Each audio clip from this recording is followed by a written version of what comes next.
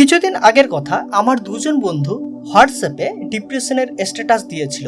খবর নিয়ে জানতে পারি একজন বন্ধুর ব্রেকআপ হয়েছে, আরেকজন চাকরির ইন্টারভিউয়ে বারবার করে ফেল হয়ে যাচ্ছে, সেই জন্য সে ডিপ্রেশনে ভুগছে। প্রথম বন্ধুর যে কারণে ব্রেকআপ হয়েছে, সে দীর্ঘদিন ধরে জবলেস হয়ে আছে। সে চাকরির জন্য চেষ্টা করছে না তা নয়, সে অনবরত চেষ্টা করেই চলছে। ভিডিওটি শুরু করছি একটি কাহিনীর মাধ্যমে। কাহিনীটি তিনজন বন্ধু উচ্চ মাধ্যমিক পাস করার পর একটি কলেজে গিয়ে ভর্তি হয়। যখন তাদের বিএ ডিগ্রি সম্পূর্ণ হয়, তখন থেকে তারা সরকারি চাকরির জন্য চেষ্টা করতে থাকে। চেষ্টা করতে করতে 3টা বছর কেটে যায়। তাদের ভাগ্য এতটা খারাপ ছিল যে এতদিনে তাদের কারো ভাগ্যে একটি চাকরিও মেলেনি। তারপর তারা চাকরির আশা ছেড়ে দেয়, অন্য কিছু করার কথা ভাবতে থাকে। একদিন তারা তাদের আড্ডার জায়গায় বসে আড্ডা দিচ্ছিল। সেই সময় তারা ঠিক করে তারা একটি রাইস মিলে কাজ করতে যাবে। তাদের এলাকা থেকে কিছুটা দূরে একটি রাইস মিল ছিল। একদিন সকালে সেই 3জন বন্ধু সাইকেল নিয়ে সে মিলে চলে যায়। সেখানে গোটা দিন কাজ করার পর বিকেল বেলা তাদের ছুটি হয়। এইভাবে কিছুদিন কাজ করার পর একদিন মিল থেকে বাড়ি ফেরার সময় তারা ঠিক করে তারা আর মিলে কাজ করতে যাবে না, অন্য কাজের সন্ধান করবে। মিলে তাদেরকে যে কাজ করতে হতো, সেই কাজ তাদের কাছে খুব কষ্টদায়ক ছিল। সারাদিন তাদেরকে চাল ও ধানের বস্তা ঢোলাই করতে হতো।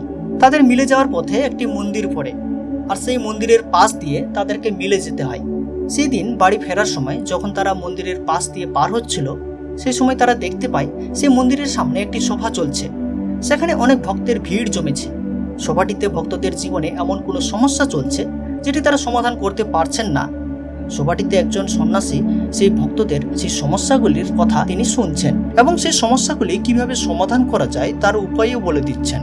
তখন 3জন বন্ধু ঠিক করে যে সন্ন্যাসীকে তাদের সমস্যার কথা জানাবেন। 3জন বন্ধু সন্ন্যাসীর কাছে যায়, আর তখন সন্ন্যাসী জিজ্ঞাসা করেন, তোমাদের কি সমস্যা, এক এক করে বলা শুরু করো। তাদের মধ্যে একজন বন্ধু বললেন, স্বামীজি, আমরা 3জন বন্ধু, আর আমাদের 3জনেরই একই রকম সমস্যা রয়েছে, সেটা হচ্ছে বেকারত্ব।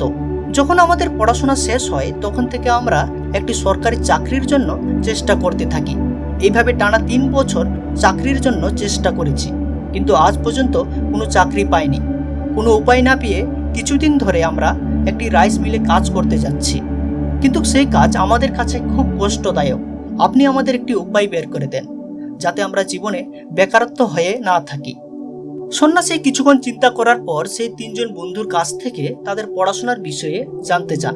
পড়াশোনার বিষয়ে জানার পর তাদেরকে একটি কাজ করতে বলেন।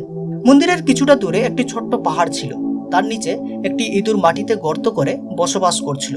সন্ন্যাসী সেখানে আঙ্গুল দেখিয়ে বলেন, ওই যে ছোট্ট পাহাড় দেখা যাচ্ছে, তার নিচে একটি ইঁদুর মাটিতে গর্ত করে বসবাস করছে। তোমাদের কাজ হলো সেই ইঁদুর তার গর্তের মুখ কতগুলি রেখেছে সেটা গুনে আসতে হবে।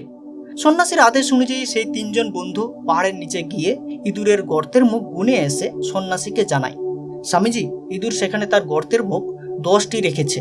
তখন সন্ন্যাসী বলে উঠলেন, তার মানে ইঁদুর গর্ত থেকে বেরোনোর জন্য তার কাছে 10টি অপশন রেখেছে। ইঁদুর যদি একটি মাত্র গর্তের মুখ রাখে আর সেই গর্তে সে যদি বসবাস করে, গর্তে থাকাকালীন কোনো কারণে কোনো দিন সেই গর্তের মুখ যদি বন্ধ হয়ে যায়, তাহলে তার গর্ত থেকে বেরোনো বন্ধ হয়ে যাবে। তাই ইঁদুর আগে থেকে গর্তের মুখ অনেকগুলি তৈরি করে রাখে। ইঁদুর গর্ত থেকে বেরোনোর জন্য অনেকগুলি অপশন তৈরি করে রাখে। তেমনি আমাদেরকেও জীবনে সাফল্য হওয়ার জন্য ইঁদুরের মতো অপশন তৈরি করে রাখা উচিত।